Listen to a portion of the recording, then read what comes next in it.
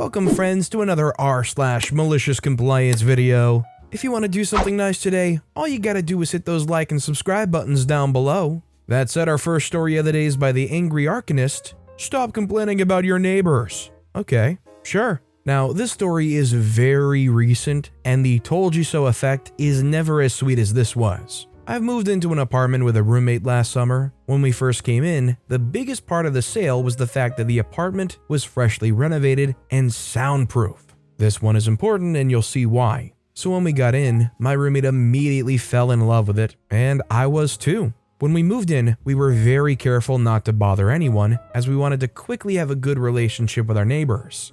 Oh, did you see the new neighbors? They only move during the day. They don't make sound during the night. What nice people, kind of deal. And we can safely say it worked. What we did not know, however, is that we were only 3 renters when we first came in. Us on the floor, another family upstairs on the opposite side, and another one on the 3rd floor with one empty apartment between us. Turns out the soundproof statement was accurate, but only in regards to the inside to outside situation. When our upstairs neighbor moved in, it was a gosh darn nightmare. Sound from 5 a.m. to past midnight, 5 days in a row, dropping stuff, speaking loudly, yelling or walking in their apartment with shoes on. Out of frustration on the 5th day, I walk upstairs and meet my neighbor at midnight. I ask them to cease their activities for the night. I have work in the morning and I can't be kept up all night. I understand they were freshly moved in and they might have had a tight schedule, but midnight was too late to be moving stuff. He didn't reply and closed the door on me. I go downstairs and the sound starts over again. I notify my landlord and he tells me he'll handle it and apologized for the situation, explaining to me that my neighbor was just moving and that he probably didn't understand what I was saying because of a language barrier. The neighbors were extremely loud. I know a lot of Karens will use that as an excuse to shower their neighbors with hate, but when I say loud, I mean it. There was no stop to their loud noises. It seemed like they couldn't be bothered to hold something without dropping it, or jumping up and down on the floor, or purposely banging the bed frame against the wall when having sex. I recorded the event and even installed microphones in my home jacked to my computer, activating and recording every time there's a strong vibration in the house. Over 98 events on Monday, February 14th. I was livid.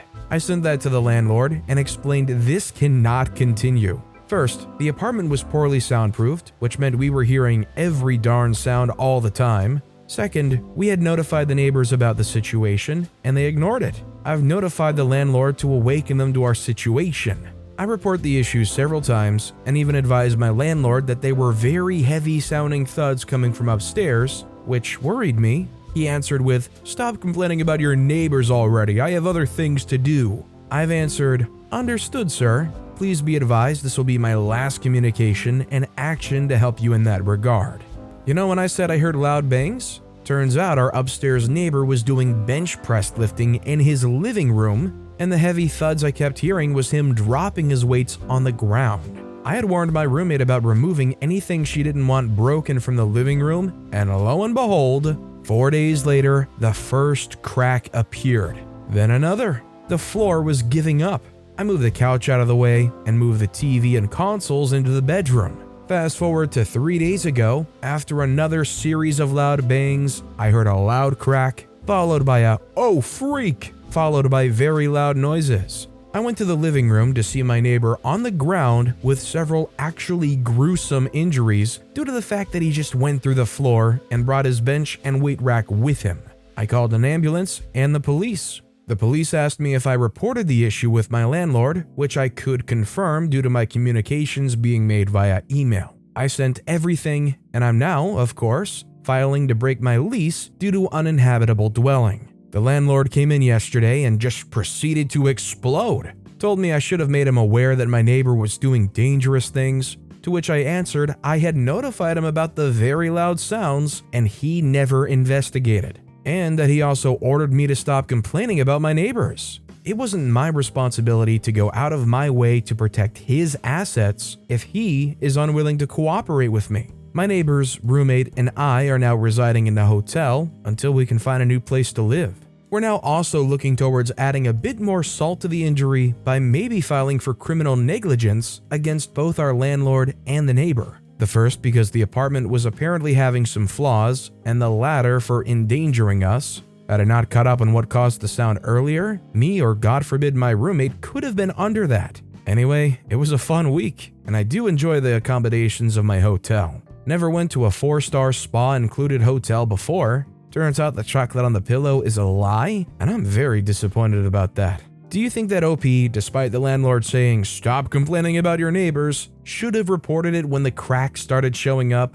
Or do you think OP was totally fair to just kind of let this continue because the landlord wasn't doing anything to begin with? Let me know what you guys think in the comments down below. Our next story is by Anani19087, $15 per minute. I've got another fun shipyard story I thought people might enjoy. So by this point in life, I'd moved to another city and became a tugboat captain. I eventually built the show up enough that I had 2 boats and 3 guys working for me. It was a difficult business to keep functioning, but I did my best. We primarily did ship assist work and shifted dead ships around in various yards. A dead ship refers to one that isn't currently crewed up and running, so it's unable to move around by itself. Anyway, one of our customers was a great big shipyard that was constantly shuffling things around. They had 5 dry docks, a dozen whirlies, cranes, several thousand feet of pier. It was a pretty big show. Well, this yard was in the habit of moving boats around on pretty much a daily basis. We'd get told boat A needs to be under crane number 6 at 0700,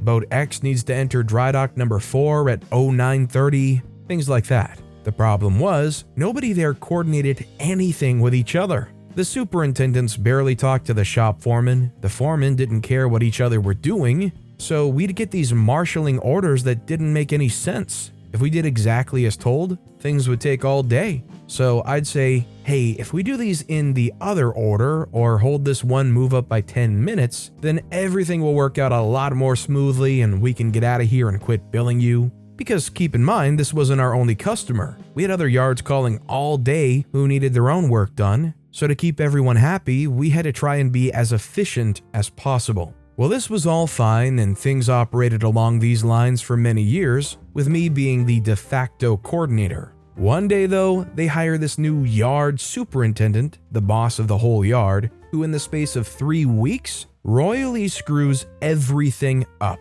This guy calls me on the carpet, as much as you can with a subcontractor, and tells me to keep my nose out of it and do like I'm told.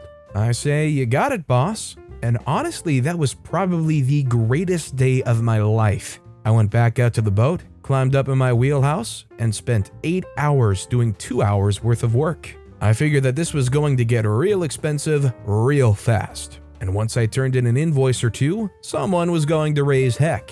Here's the thing though, no one ever did. Ever. We'd get told to do job X first, then do job B. Well, that's fine and all, but if done in that order, we'd have to sit there and wait for 5 hours because X being in the way precluded B getting done. 5 hours at $900 an hour for our 2 boats. It was ridiculous. It got to the point rather quickly where we'd get all set for the next part of the job and then just shut the engines down and relax. This went on for 15 years until, surprise, surprise, that yard went out of business. I should mention that it isn't how I normally roll. I can't stand dragging my feet on purpose. In this case though, I had to stop and say, Christ, no one appreciated my help when I was helping, and they don't even notice that I've stopped. So why am I trying to cut my own income if this customer doesn't even seem to care? All I know is if this happened in this day and age, something like a Nintendo Switch would be prime for this. Bring like a nice solid battery brick with you, just set up camp, turn the engines off, and just kind of game and hang out, browse Reddit. Literally spend 80% of your workday just with your feet up, waiting around doing whatever. Not bad for $900 an hour. This next story is by FTez. Not allowed a day off if you ask with less than 2 weeks notice unless you're sick?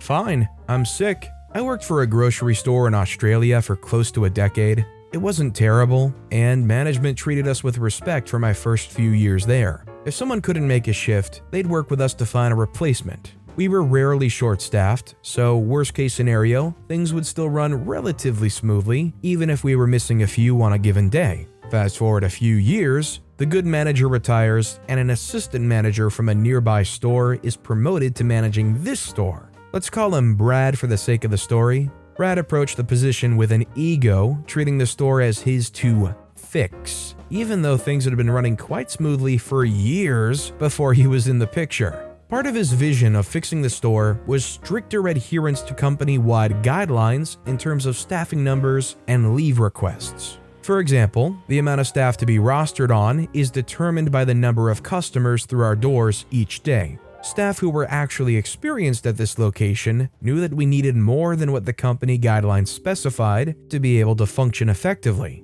Within the first month of Brad's tenure at this store, hours are being cut dramatically across the store, causing chaos as nobody was used to the added workload. When confronted about this by other members of management, he immediately dismisses them, quoting company guidelines. During the same period of time, staff begin to notice that any request for leave was being instantly denied by Brad. Now, the company guideline is to give at least 2 weeks notice if you know you'll need a day off. But it goes without saying, sometimes friends or family will make last-minute plans you'd like to attend, or you can't work a shift due to compassionate reasons. Prior to Brad, if you needed some time off, it was as simple as honestly communicating your situation with our manager. Almost always, we were able to come up with a solution, and taking a day off was never a big deal. Keep in mind, these guidelines are just that, guidelines, not strict rules that must be enforced. Store managers are given a rather loose collar from higher management. As long as things are running smoothly and staff are happy, upper management will usually take a rather hands-off approach. They won't micromanage each individual store, ensuring every little corporate guidelines being adhered to unless there are obvious issues requiring their attention. So now Brad's about a month into his position. We're short-staffed throughout the store. Everyone's stressed, requests for leave are being denied due to the lack of staff that Brad caused in the first place. Brad quotes company policy each and every time he does this. He won't even allow us to organize someone else to cover shifts as it's too much paperwork. It's a Saturday, and I'm due to work my regular shift that same night. I get a call from my friend with a spare ticket to see my favorite artist's sold-out show. I want to go, and I've spoken to a colleague who's willing to cover my shift, so I'm not screwing over my team. I call the store, and I speak to Brad. I tell him the situation and that I have someone to cover said shift. Brad predictably gives me the same response that he's been giving everyone else. Sorry, as per grocery store X's staffing policy, you must give 2 weeks notice for any time off. It doesn't matter if someone else is willing to take the shift. Cue the malicious compliance. For a manager who's so into following rules, I was surprised to discover that he never took into account grocery store X's sick leave policy. Staff are entitled to paid sick leave for a day without the requirement of a doctor's note. If you take 2 days or more off consecutively, then you need a medical certificate. I call back an hour after my initial call. This time I tell Brad that I've come down with the most terrible headache and that there's no way I can work that night. He doesn't even reply to me. I can faintly hear him angrily mumble that he'll have to call in a last-minute replacement before hanging up.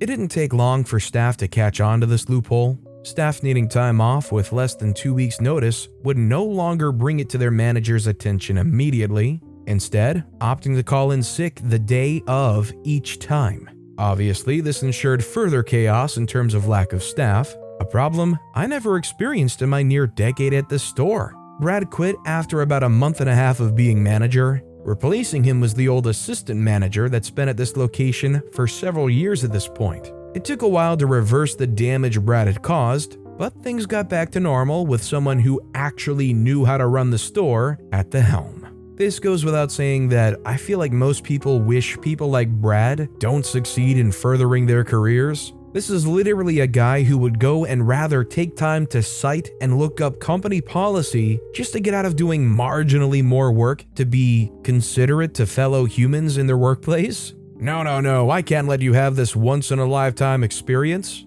Imagine somebody's relative ends up in the hospital. You think Brad's going to go, well, company policy says that if your parent's going to end up in the hospital, you got to give us at least 2 weeks notice before that happens. God bless you, Brad. But with that being said, that's all the time we have for today. So of all these stories I've read today, which is your favorite and why? Let me know in the comments down below. And if you haven't yet, if you could like and subscribe, that would mean a lot to me. Whatever you do, whether it's liking, subscribing, turning notifications on, all of it helps grow this channel and I appreciate the heck out of it. So until next time, I'll see you all tomorrow with some more stories.